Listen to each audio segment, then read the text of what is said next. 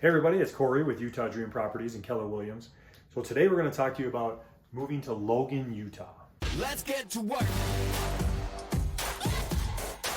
Let's get to work.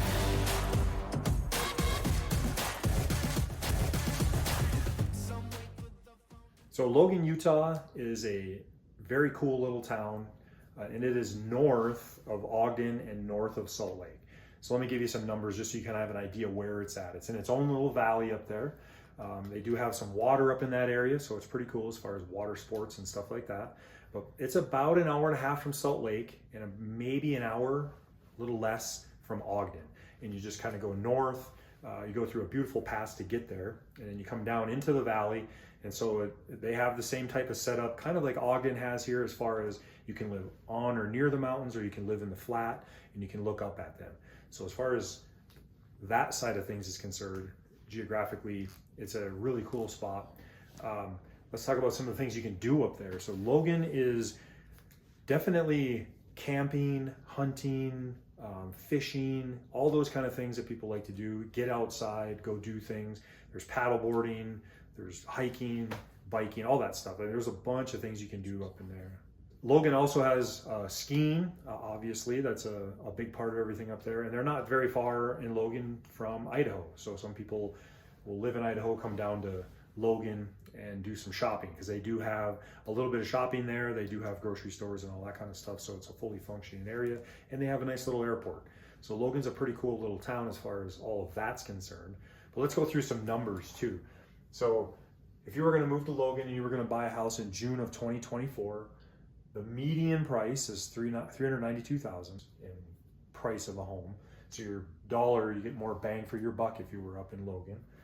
Minimum square or median square feet, 1677, 4 beds, 2 baths, 35 days on market, and 26 have sold in Logan in June of 24. So let's talk about a few of these like we always do.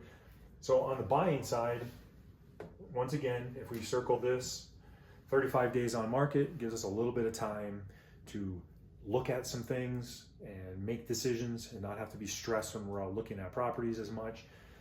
This right here, as a buyer and a seller, means different things. But as a buyer, that's getting you a lot more as far as bang for your buck is concerned than you would if you were, as you get closer to Salt Lake, things get more expensive.